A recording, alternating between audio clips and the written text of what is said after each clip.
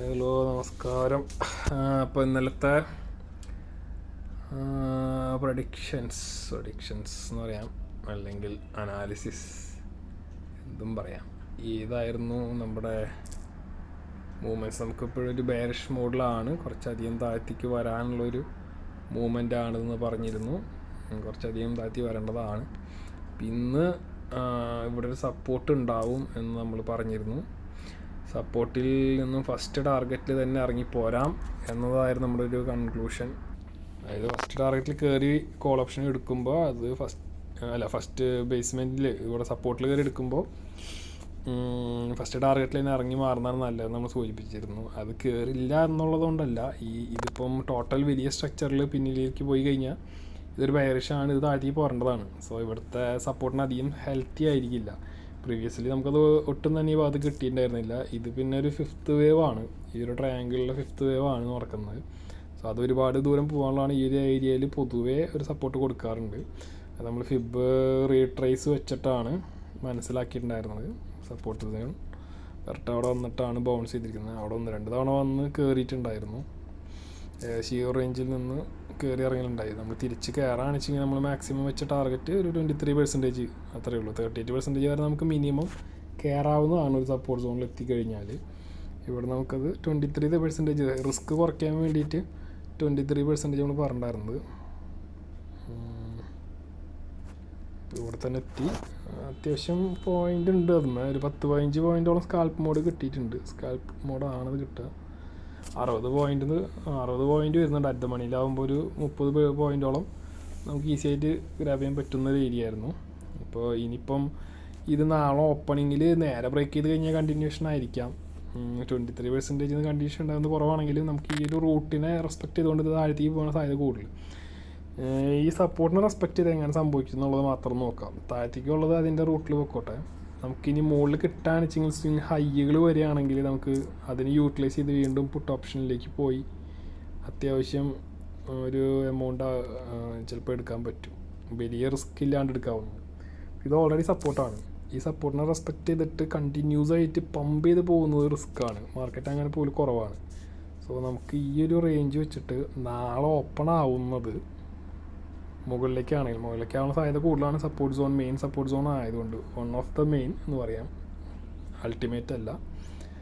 അപ്പോൾ ഇത് നാളെ എങ്ങാനും പമ്പ് ചെയ്ത് ചിലപ്പോൾ ഇവിടെ ഒരു റെസ്പെക്റ്റും കൂടി കൊടുത്ത് അല്ലെങ്കിൽ കണ്ടിന്യൂസ് ആയിട്ടോ ഈ റേഞ്ചിലേക്ക് എത്തിയാൽ നമുക്ക് 25,929 നമുക്കൊരു പുട്ട് ഓപ്ഷൻ എടുക്കാൻ ചിലപ്പോൾ പറ്റും.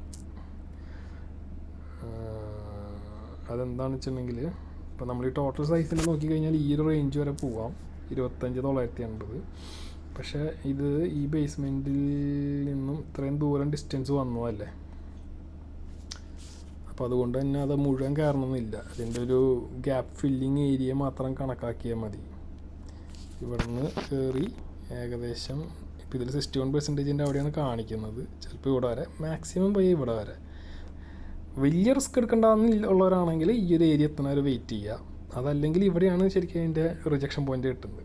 അതിന് വേണമെങ്കിൽ ആവറേജിങ് ചെയ്യാം. അതായത് ഇവിടെ നിന്ന് ആദ്യം നിങ്ങൾക്ക് ഉപയോഗിക്കാവുന്ന ചെറിയൊരു ക്വാണ്ടിറ്റി എടുക്കുക, തിരിച്ച് റിവേഴ്സിൽ കിട്ടിക്കഴിഞ്ഞാൽ ഈ ഒരു റേഞ്ചൊക്കെ എത്തുമ്പോൾ എക്സിറ്റ് ചെയ്യുക. അതല്ല ഇവിടെ വരെ എത്തിയിട്ടാണെങ്കിൽ 78% എത്തിയിട്ടാണെങ്കിൽ നമുക്ക് ഈസി ആയിട്ടൊരു 38% വരെ സുഖമായിട്ടിരിക്കാം.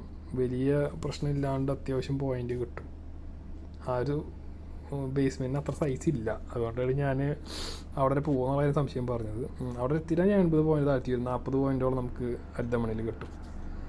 ഓക്കെ, അപ്പോൾ നാളത്തെ ആ പുഷിങ് ചിലപ്പോൾ മുകളിലേക്ക് നല്ല സ്പീഡിൽ കയറുകയാണെങ്കിൽ ഇതുവരെ വന്നതിൻ്റെ റെസ്പെക്റ്റ് ചെയ്തുകൊണ്ട് നമുക്ക് ഈ ഒരു റേഞ്ച് വരെ എത്തുകയാണെങ്കിൽ ഇവിടെ നിന്ന് കയറി എത്താണ്. ഇതിവിടെ അതിൻ്റെ ബേസ്മെൻറ്റിന് സൈസ് ഉള്ളൂ.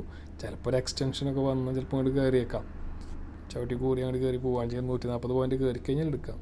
നമുക്ക് സ്റ്റോപ്പ് ലോസ് ഈ ഒരു ഭാഗത്ത് കീപ്പ് ചെയ്യാവുന്ന രീതിയിൽ. ഫുള്ളായിട്ട് വോളറ്റിലിറ്റി മൂവ് ചെയ്യുന്ന നോക്കണ്ട. 38%ഓളം താഴ്ത്തേക്ക് വരാനുള്ള സാധ്യതയുള്ളത്. അങ്ങനെയാണെച്ചെങ്കിൽ ആ 38%-നുള്ളിൽ തന്നെ എടുക്കാവുന്ന പ്രോഫിറ്റ് എടുത്ത് ഇറങ്ങിപ്പോരാ. സ്റ്റോപ്പ് ലോസും വലിയ കാര്യമായിട്ടുള്ള സ്റ്റോപ്പ് ലോസ് ഇല്ല, ചെറിയ സ്റ്റോപ്പ് ലോസ് ആണ് വരുന്നുള്ളൂ. 30 പോയിൻ്റ് വരും. 40 പോയിൻ്റ് ടാർഗറ്റ് വരും. ആണ് തെറ്റി. ആ ഒരൊറ്റ സെറ്റിങ് മാത്രമേ ഉള്ളൂ. അപ്പോൾ അവിടെ നിന്ന് എടുക്കുന്നത് നമുക്ക് വോളട്ടൈൽ ചിലപ്പോൾ അത് കഴിഞ്ഞ് മൂവ് ചെയ്ത് മൊത്തത്തിൽ താഴ്ത്തിക്ക് പോരാം വരുന്ന ദിവസങ്ങളിൽ. പക്ഷേ ഒരു ദിവസത്തേക്കൊക്കെ ഇത്ര തന്നെ ഉണ്ടാവുള്ളൂ കയറാൻ ചെയ്താൽ. അതെല്ലാം നേരെ ബോട്ടം അടിച്ച് ഇറങ്ങുകയാണെങ്കിൽ പിന്നെ സപ്പോർട്ട് എന്ന് പറയാനായിട്ട് പിന്നെ ഈ ഒരു എഡ്ജ് മാത്രമേ ഉള്ളൂ. ഈ എഡ്ജൊന്നും വിശ്വസിച്ച് നമുക്ക് ഇരിക്കാൻ പറ്റില്ല. പ്രത്യേകിച്ച് ഇവിടേക്ക് ഒരു പമ്പിങ് വന്ന ശേഷം 2500 ഇവിടെ എത്തിയ ശേഷമാണ് താഴ്ത്തേക്ക് വന്ന് ബോട്ടം അടിക്കുന്നതെങ്കിൽ ഈ സംഭവം പിന്നെ വളരെ സ്പീഡിൽ തന്നെ ചിലപ്പോൾ കണ്ടിന്യൂഷൻ ഉണ്ടാവും. പിന്നെ ഇവിടെ റെസ്പെക്ട് ചെയ്ത് പിന്നെ തിരിച്ച് കയറലൊന്നും ഉണ്ടാവില്ല. ഇവിടെ ഇത്ര വരെ ഈ 2500 ഈ റേഞ്ച് വരെ കയറിയിട്ടാണ് താഴ്ത്തേക്ക് വരുന്നതെങ്കിൽ പിന്നെ മുകളിലേക്കുള്ള വ്യൂ ഒന്നും നോക്കേണ്ട ആവശ്യമില്ല എന്നെനിക്ക് തോന്നുന്നു. 25,870, 850, 900 ആ റേഞ്ച്.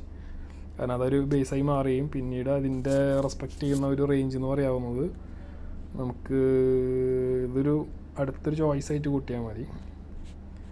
ഈ ഒരു എഡ്ജിലാണ് പിന്നെ സപ്പോർട്ട് വരുന്നത്. ഇവിടെയും ചിലപ്പോൾ ഒരു സപ്പോർട്ട് വന്ന് കയറും. പക്ഷേ ഇതിലൊന്നും കോൾ ഓപ്ഷനിൽ എടുക്കാതിരിക്കുകയാണ് നല്ലത്. റിസ്ക് കൂടുതലുള്ള ഏരിയ ആണ്. കാരണം ഇതിൻ്റെ ഫോഴ്സ് കൂടിക്കൊണ്ടിരിക്കും ഈ റേഞ്ചിലേക്ക് എത്തുമ്പോൾ. ഇപ്പോൾ ഇവിടെ കൺസോൾട്ടേറ്റ് ചെയ്താലും തിരിച്ച് കയറിയാലും ഫോഴ്സ് താഴ്ത്തേക്ക് പ്രസ് ചെയ്തുകൊണ്ടിരിക്കും. അപ്പോൾ അത്രയേ ഉള്ളൂ ഇതിൻ്റെ അത് നാളേക്കുള്ളത്.